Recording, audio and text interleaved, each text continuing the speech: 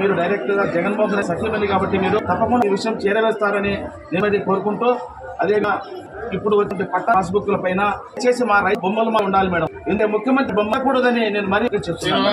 మీరేమనుకో, ఎందుకంటే మా అబ్బగారి తరపు నుండో మీరు డైరెక్ట్ గా జగన్మోహన్ రెడ్డి సఖ్యమంది కాబట్టి మీరు తప్పకుండా ఈ విషయం చేరవేస్తారని నేను కోరుకుంటూ, అదేగా ఇప్పుడు వచ్చే పట్ట పాస్బుక్ల పైన చేసి మా రైతు బొమ్మలు ఉండాలి మేడం. ఎందుకంటే ముఖ్యమంత్రి బొమ్మ కూడదని నేను మరీ చెప్తున్నాను. మీరేమనుకో, ఎందుకంటే మా అబ్బగారి తరపు నుండో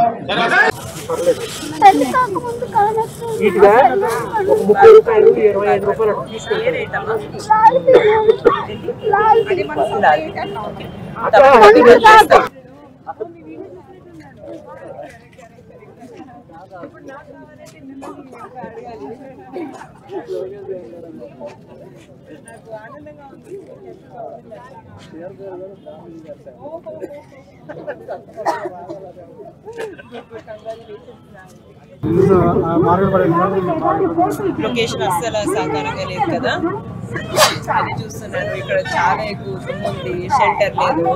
ఈ రోజంతా చేస్తున్నారా ఇక్కడ?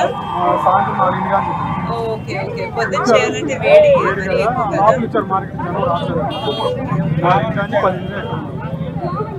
ఇక్కడ బాగా కష్టంగా ఉంది.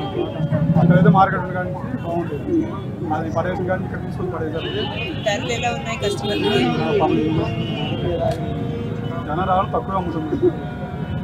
అది లొకేషన్ వల్ల, కమిట్మెంట్ ఇచ్చిన లొకేషన్ పనులు జరగలేదు. తప్పకుండా బాబు, మీకు తెలుసు కదా చంద్రబాబు నాయుడు గారే రైతు బజార్ అనేది రైతుల మీద ఎంత ఫోకస్ పెట్టింది. సో తప్పకుండా మీకు మంచిగా జరుగుతుంది. మీరు తప్పకుండా సపోర్ట్ చేయాలి మన రాష్ట్రం కోసం, మీ మనందరి భవిష్యత్తు కోసం. మొత్తం లేపేశారు, మొత్తం లేపేసేసి పార్క్ కింద వచ్చేసారు. మొత్తం ఏదో పార్కింగ్ లేదు, మున్సిపాలిటీ హద్దు ఇది అని చెప్పేసి నాన్న మాట మాట్లాడారు. డబ్బులు కూడా తీసుకొని దానికి మార్కెట్ యజమాని డబ్బులు తీసుకొని మొత్తం నాకు చేశారు. మొత్తం మీకు తెలిసిందేనండి, మీ బాధలు నాకు అర్థం అవుతున్నాయి. చంద్రబాబు నాయుడు గారు రైతు బజార్ అనేది మొట్టమొదటి తీసుకొచ్చారు. తప్పకుండా రాబోయే కొన్ని నెలల్లో మంచి జరుగుతుంది. మీ మార్కెట్ బాధలన్నీ మాకు అర్థమయ్యాయి. తప్పకుండా ఒక మంచి లొకేషన్ చూసి, ఒక చాలా మోడర్న్, చాలా కన్వీనియంట్ మార్కెట్ అనేది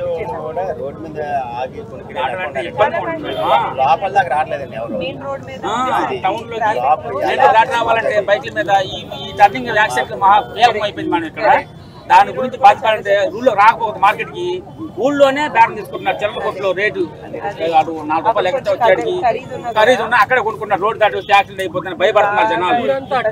ఊరంతా అడగదండి, ఊరి చివరి వచ్చేది ఏమవుతుందంటే రోడ్డు దాటేపటికి భయపడాల్సి వస్తుంది. బళ్ళు యాక్సిడెంట్ అవ్వడము, ఏదో క్యాన్సర్ లేకపోవడం, కొంచెం ఏదో ట్రాఫిక్ ట్రాఫిక్ నిబంధనలు లేకపోవడము, దాని వల్ల కొంచెం బాగా ఇబ్బంది అవుతుంది మేడం. లేదు, ఇక్కడ ఉన్న వాళ్ళందరికంటే ఎక్కువ పాపం చేసిన నేను.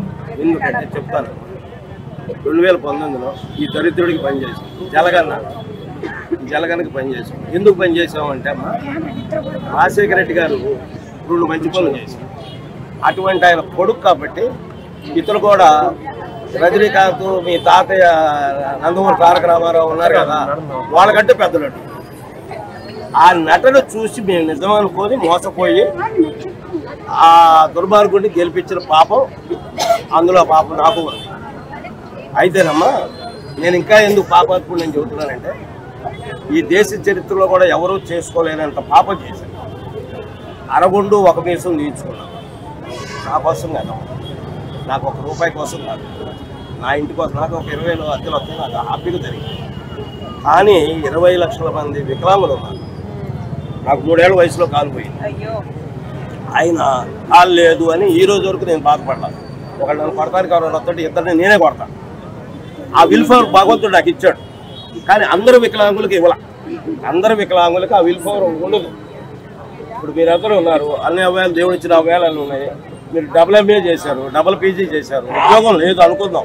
ఇట్లాంటి దుర్మార్గుడి పరిపాలన ఉద్యోగాలు లేవు కదా, దర్జాయి మాత్రం ఉంది, పుష్కలంగా ఉంది.